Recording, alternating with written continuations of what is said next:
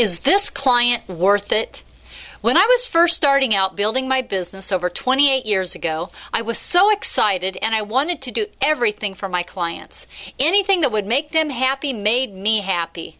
I did not have a lot of clients when I first started, so I had to make every single client I did have feel like they were my only client, and they were the most important person to me in the world.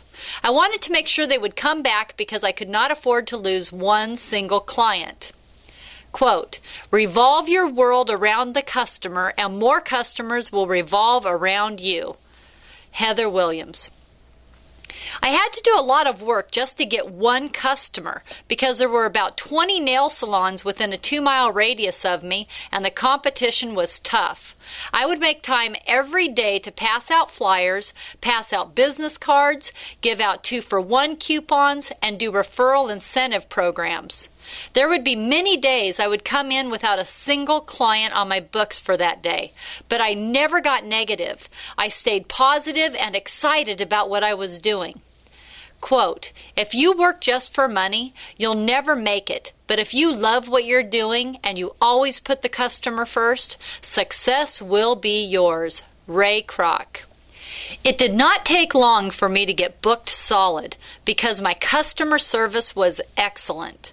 My clients knew how important they were to me, and they enjoyed coming to see me. I was always accommodating and happy and excited about them coming to me and letting me do their nails. They would have fun and forget the rest of the world for 1 hour because their hour with me was all about them and only them. Quote, we see our customers as invited guests to a party, and we are the hosts. It's our job every day to make every important aspect of the customer experience a little bit better.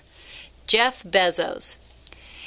And then the big mistake happened that took all of the fun out of my business and ruined my customer service. My business was doing great and I was booked solid. I was even turning down clients and still making a lot of money. But as time went on, I started to get a little arrogance about myself. I thought my business was all about me, and I forgot my business is all about my client.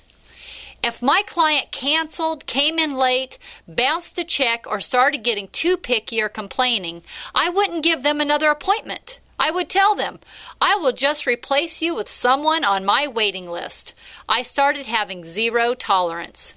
My clients started trying to do everything to make me happy instead of me trying to make them happy. Now, this only lasted a little while because when I started getting arrogant with my clients, I also started getting burned out and I started complaining. That's when business started dropping.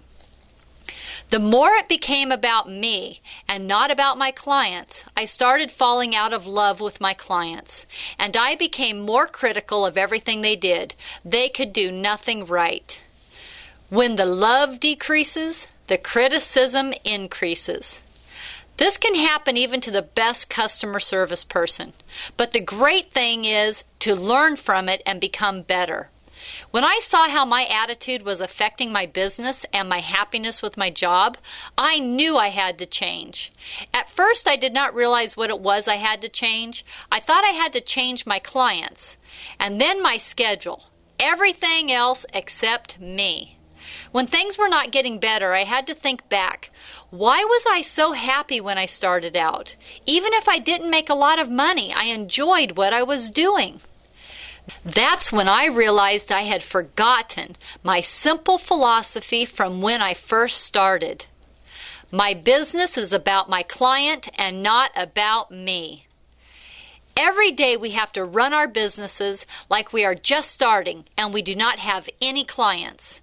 And when we get a new client, we have to treat them like they are our only client. And our existing clients are golden, and we need to continue to always treat them like they are our only client. No matter how big or how small our businesses are, we have nothing without our clients. So the question is this client worth it? And the answer is yes, always. With love, Tammy Taylor. P.S. One of my favorite Bible verses. Luke 22:26.